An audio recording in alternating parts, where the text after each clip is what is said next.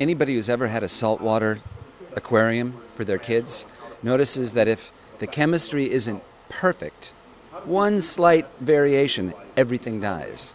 And one of the huge problems OCEANA'S focused on is the fact that of all this CO2 we're hearing so much about that goes into the atmosphere every day, a third of it falls back into the ocean. 22 million tons a day of CO2 is falling into the ocean and starting to very dangerously change the ocean chemistry. And it's something we have to be very aware of and get on quickly. I don't know about you, but when I was in grade school, they did an experiment where they took a Coca-Cola and they put someone's baby tooth in it and left it there for 4 or 5 days, and after 4 or 5 days it disintegrates. I remember that experiment being about sugar and a sort of cautionary tale for elementary school kids about sugar. It wasn't. What dissolves that tooth in a glass of Coca-Cola is the acid from the carbonation. It is the same carbonation from CO2 that threatens to acidify the salt water, and this is whether climate change is happening or not, the chemistry of the ocean is changing, whether there's global warming or not. This is Dianna Cohen's beautiful mural celebrating the magnificence of the ocean and the perils of plastic in the ocean, because those of us in California are particularly concerned about the North Pacific Gyre, which you may have heard about. There's a swirling vortex of currents 1,000 miles west of Malibu that's aggregating all the flotsam and jetsam and floating plastic from all over the world, and this sea of plastic soup is now the size of Australia and getting bigger every day, and there's not a damn thing that can be done about it except preventing it from getting larger. And Dianna is committed to the work that's required to get people on top of this problem before it gets more out of control than it already is. And what are some things we can all do to We should stop using plastic bags. We should tell our grocery stores and our department stores no more plastic bags, not just choosing paper over plastic. Stopping that, we should start refilling our own water bottles, not using plastic water bottles. It's simple. Try and use reusable plastic if you're going to use it at all. Stop using single-use plastic if you can. OCEANA is a nonprofit. We work internationally to conserve ocean life. We work on policy changes to make commercial fishing sustainable and to cut pollution. In my past, I've been an environmental attorney. I've worked in nonprofits in the federal government, the local government, and I've been in business. And I decided to come to OCEANA because OCEANA is a very business-like nonprofit. We set very specific, measurable goals for ourselves, and we give ourselves just a few years to achieve them, and then we tell the world how we've done. So we're accountable to our funders and to our board. So give us some examples. We said we were going to preserve bottom habitat from destructive trawling, and we've preserved about 1 million square miles. So you use very large nets. Some of these nets are big enough to hold 11 747s inside. They're weighted down by what are called steel doors that push them down to the bottom. They scrape everything in their path. It's like hunting for rabbits with a bulldozer.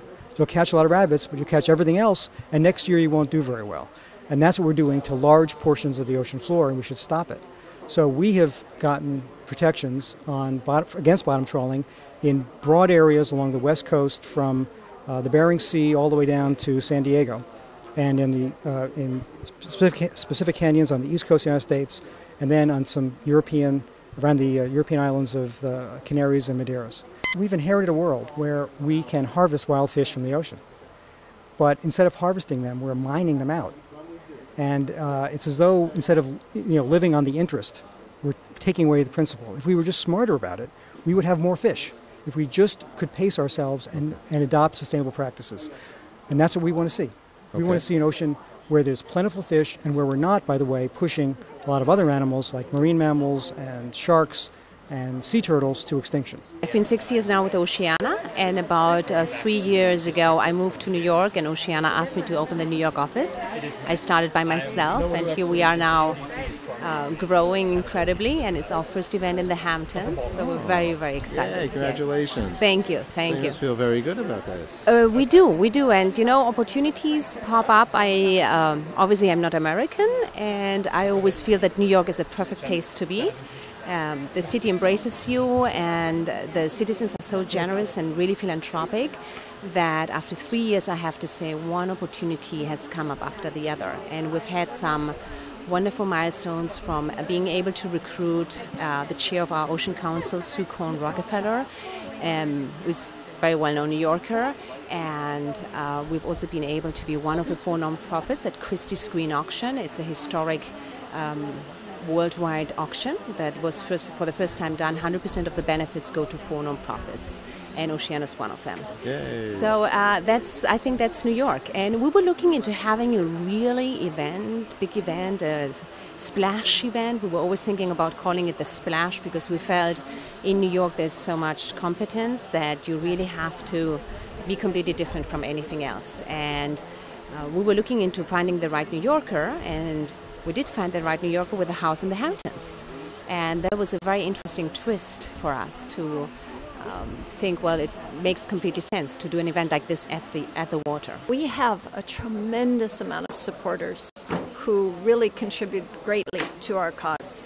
We run an event every year, and we've been very, very lucky to have the likes of Harrison Ford and Sam Waterston and Morgan Freeman, Glenn Close. This year we'll be with Pierce Brosnan and Keely Brosnan and Jeff Bridges.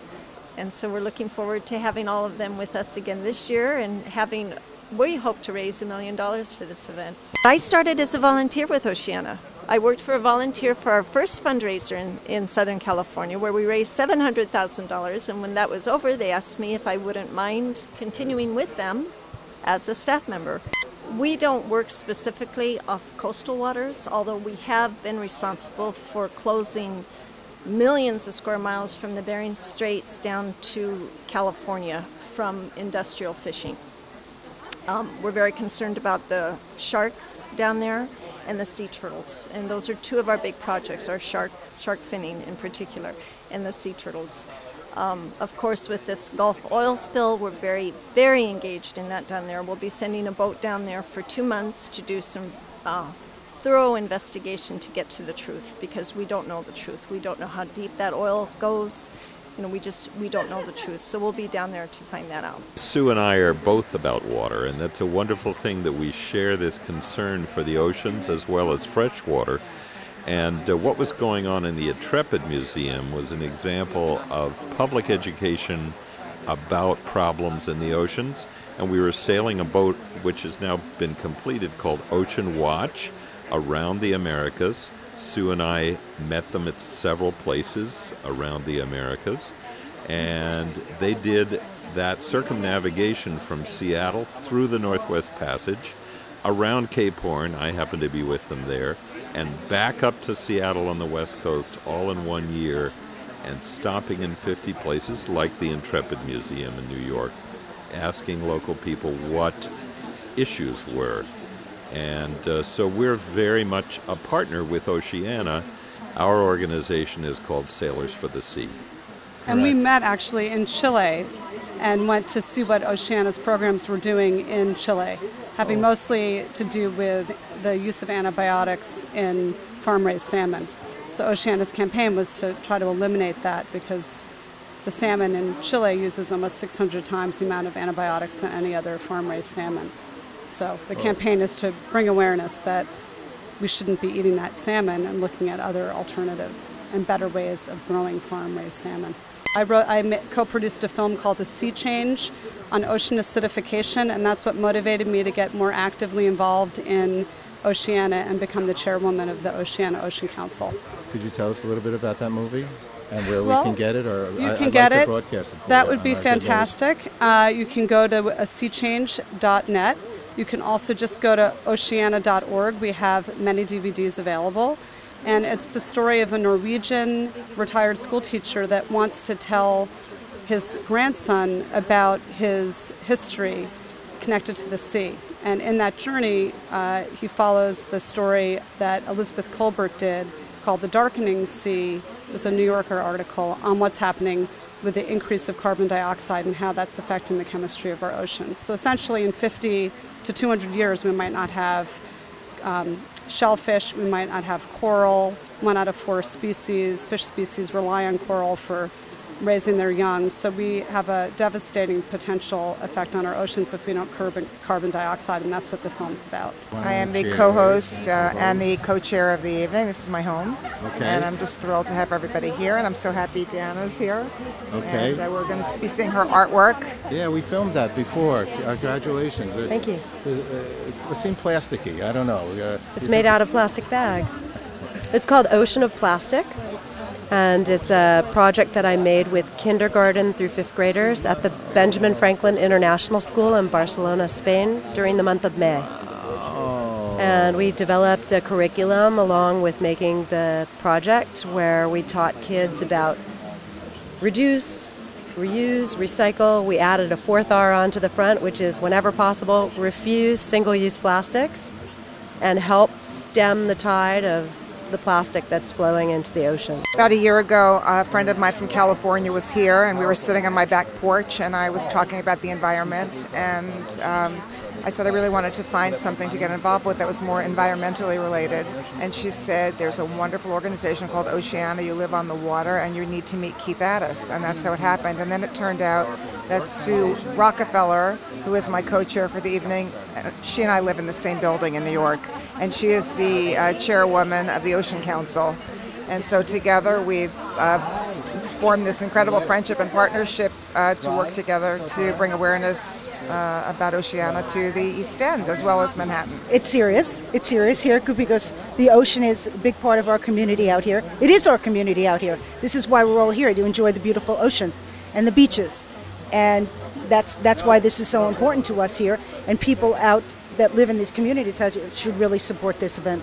I'm really very happy to be working with Oceana because they've been doing it for a long time, and I've been aware of what they're doing. I've contributed and supported in the past. We hear these statistics like the ocean is 50% depleted, or as I heard today, 90%. We're 90% fished out. I mean, they have to really. I heard that though bluefin tuna is nearly fished out, and it will be next year. Unbelievable, But of course, there are people that are stockpiling it in deep freezers, and then they'll have it like they have diamonds or gold, or and then they'll have it. But you have to do something about the planet's ability to sustain itself and to regenerate this.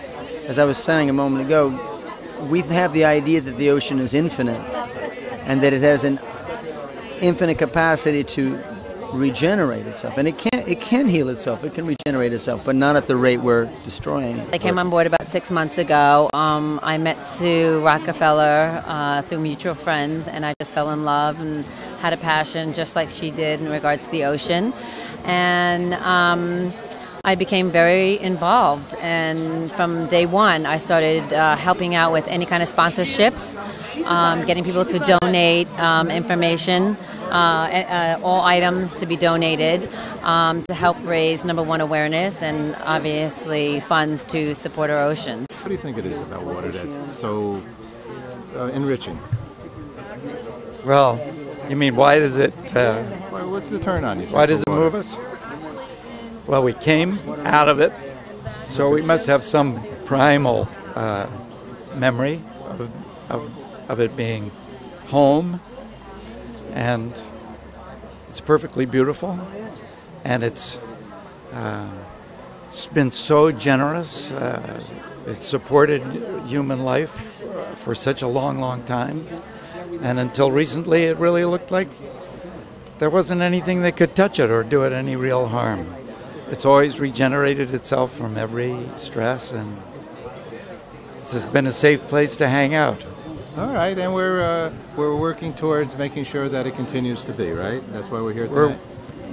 Restore, save, protect. Those are the three missions of Oceana.